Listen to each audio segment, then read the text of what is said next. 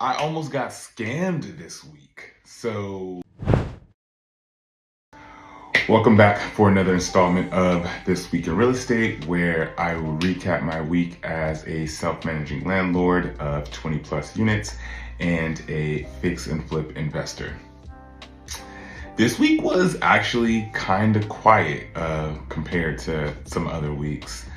So I mentioned last week that we had a stop work order on our flip that we're working on, flip 2.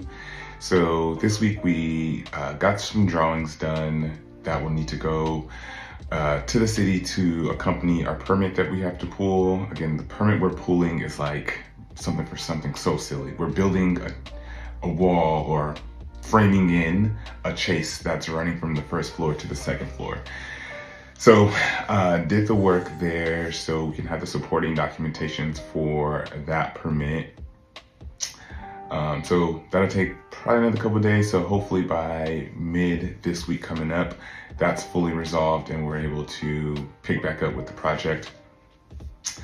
But I almost got scammed this week. So I've told you guys a lot before that I have our vacant units set up on Show Mojo, which is basically a platform that allows people to register, submit a picture of their ID, and so we know who's going, and then they're able to get a code so they can access the vacant unit themselves, do like a self-guided tour, put the key back in the box, head out.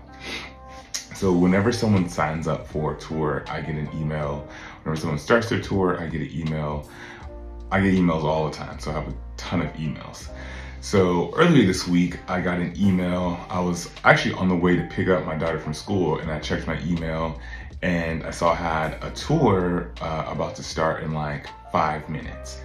And what I usually do when a tour comes in, just because the whole process is automated, I like to call the person, just say like, hey, my name is Marion. I'm your point of contact. If you have any trouble, any questions, like you can call me before your tour, whatever. Because this tour was in like the next 5 minutes, and I was picking up my older daughter, but I had my toddler in the car with me. If you have toddlers, you know they're like never quiet. So I was like, you know what? I'll just let them do the tour, and I will call them after their tour just to make sure like it went well and kind of talk to them. So that happened.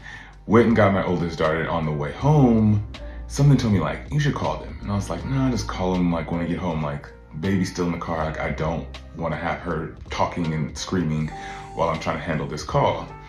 But something told me, God told me to call them. So I called them like, hey, my name is Marion with this property. Just wanted to see if you had any questions and how it went. And the lady's like, wait, we on the phone with the owner now. Like my partner or whoever she was in the car was like, they're on the phone now. And I was like, well, whoever that is not with me because I own the property. That's how I got your phone number, because like I see the back end of everything. So we go back and forth and we figure it out. What happened was the scammer took the photos from my listing, put them on Facebook Marketplace. And because the Show Mojo system, all it requires is you to like click a link, upload your ID, that when the prospective tenant reached out to the scammer, they're like, oh yeah, just use this link to schedule a tour. So the prospective tenant just followed the process. And what the scammer did is he contacted them during the tour like, oh, hey, like, yeah, now that you have the key, just leave the key out, like place it under the AC and we'll come and get it.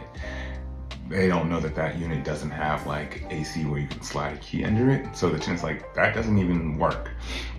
And so the scammer's like, well, just place this key somewhere and send me a picture of where you left it and I'll just come get it later. So what I think was happening is the scammer wanted them to leave the key. They were gonna leave the key. The scammer would come pick up the key and then have access to the unit and be able to give tours, do whatever, squat, whatever they were trying to do. So by the grace of God, I called these people and caught them before they were too far from the property. They went and put the key back in the box, and so it was secured and I did not get scammed. So now I'm kind of wavering, like if I want to continue that process with that particular property. Even on the back end of that, so the prospective tenant gave me the number for the person. So I called him and I was like, hey, I blocked my number. And I called him, he's like, why are you calling me from a blocked number? I was like, oh, like, that's just how my phone is set up. And he hung up on me. So I call him back and he's like, and I was like, hey, I disconnected, like I'm trying to schedule a tour. He was like, oh, like when do you want to tour? And I was like, tomorrow at like 1. And then he hangs up on me again. And I was never able to get him back on the phone, but I went and searched Facebook Marketplace and I think he knew we were on him, so he took down the listing. But dude was like using my name and everything. It was crazy. But that's how I almost got scammed.